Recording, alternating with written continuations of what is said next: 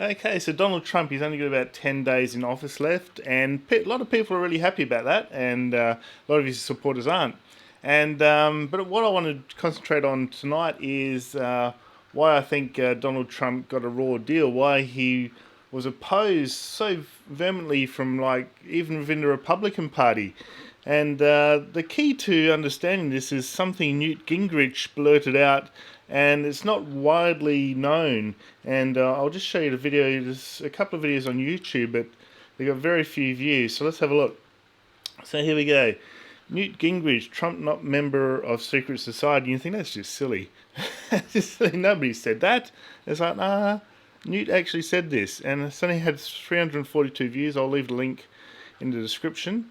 But let's have a listen to what Newt Gingrich said. This was recorded, this was on TV on 3rd of March 2016 in Detroit, Michigan. The GOP, the great old party, held its 11th primary debate. Donald J. Trump was viewed as a complete outsider. High-ranking Republican and former Speaker of the House Representatives Newt Gingrich, so basically the same level as Nancy Pelosi, was interviewed after the debate by Bill O'Reilly on Fox News.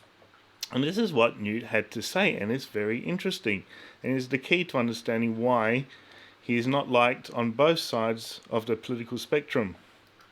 Here we go. The Republican Party in chaos. Joining us from Washington, Newt Gingrich. So how do you assess Mitt Romney's speech today? Why did he give it today? What is he trying to accomplish? Well, let me say, first of all, I was a little surprised just because I was with Mitt in Las Vegas when Donald Trump endorsed him. And I remember how effusively Mitt thanked Donald and praised him and talked about him as a great job creator. So it's a little bit over the top today. But I think Mitt represents personally the panic of the establishment wing of the party. And I think they all held their breath through Super Tuesday. It didn't work. And now they're faced with a very real prospect of Donald Trump becoming the leader of the party, and it absolutely drives them crazy. They just cannot imagine sharing. Well, because he's an outsider. He's not them. He's not part of the club. He's uncontrollable. He hasn't been through the initiation rites. He didn't belong to the secret society.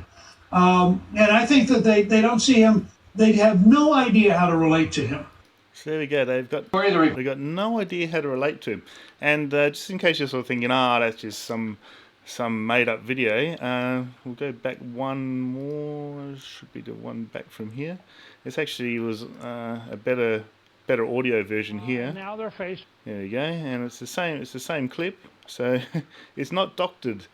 The first one looks like the guy was taking the video, off his TV set, and this one looks like he got recorded. This only had 1,668 views, so altogether 2,000 views. Not much at all.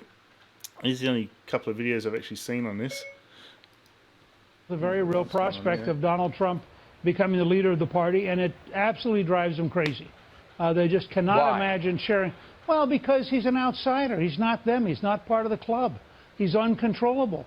He hasn't been through the initiation rites. He didn't belong to the secret society. Secret societies. And I think that they don't see him.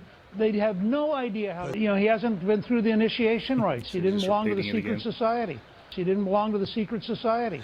He didn't belong to the secret society. He didn't belong to the secret society. Yeah, okay. We get the point. So why are they so? Why do they want the members, like the presidents, to be part of the secret society?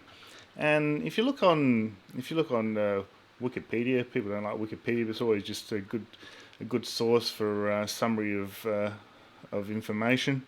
There was actually what do we got here? So, since the office was established in 1789, 44 persons have served as President of the United States. I think we're up to 46 now, aren't we? Of these, 14, roughly one-third, have been known to be Freemasons, so it's one of the secret societies. Beginning with the nation's first president, George Washington, most recently 38th President Gerald R. Ford. So you got Washington, Monroe, Jackson Polk, Buchanan, Johnson, Garfield, McKinley, Roosevelt, Taft, Harding, and Roosevelt, Theodore and Franklin, and Harry Truman, and Gerald Ford. So why? And also it's got here Lyndon B. Johnson, all the way with LBJ. Ronald Reagan was an honorary Freemason. Bill Clinton was a member of the Order of the Mole. There's also historical evidence suggesting Thomas Jefferson was a Freemason. However, there was no record of him being initiated into any lodge, etc., etc. Why? But why? My point is, why are they so insistent? Why are they scared of people that are not part of these fraternities? Because if I look at another page here, I think it's this one. I'm talking about this one here. There's an article on 20 US presidents who belong to secret societies. So it's not just Freemasons. It can be other things like what we got here. So these are the Freemasons, and also when you get to the more recent ones, Truman, Nixon. So Nixon was a Order of Red Friars, a semi-secret society at Duke University.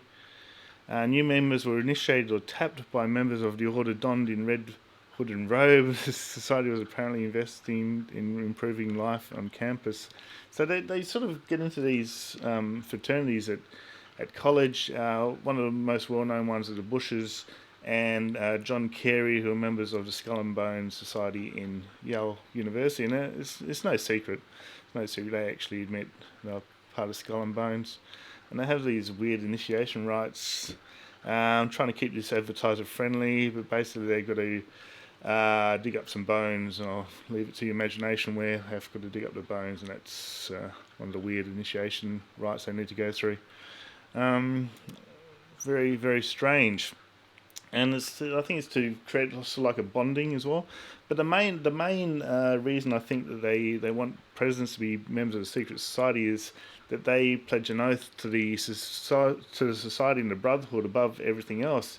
That includes their oath to the country, which I find very dangerous, because you should be, as a president, you should be pledging to be in the best interest of the country, not your brotherhood.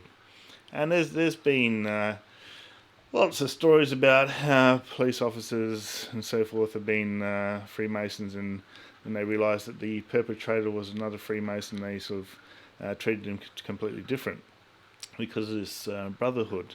And there's lots of stuff online which I won't get into because I want to keep this advertiser friendly, about what happens if you go against the brotherhood and your pledges and so forth, and quite serious consequences for going against the brotherhood.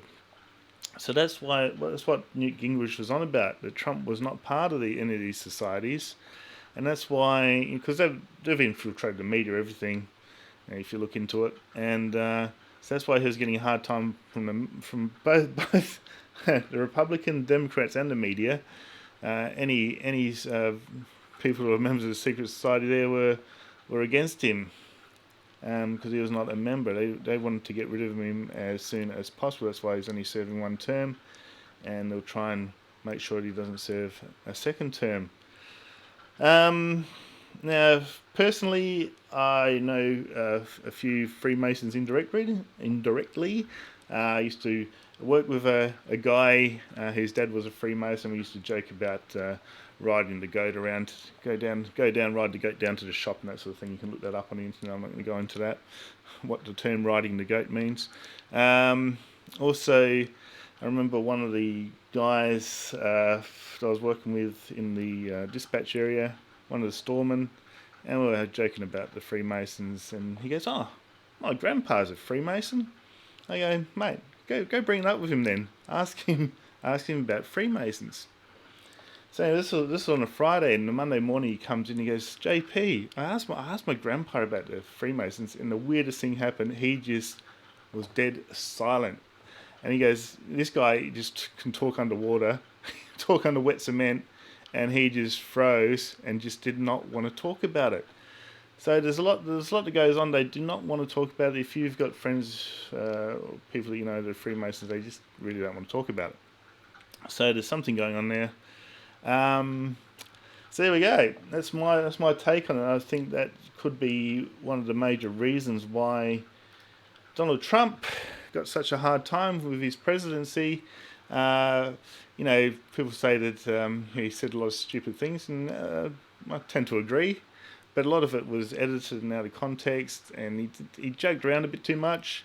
He's not very polished, and you'll notice the people that are in these fraternities and that, I think they get a lot of coaching, and they're very, very polished in what they say, what they don't say. They're very good at keeping secrets. That's how they work their way up the ranks, and get into the presidential roles.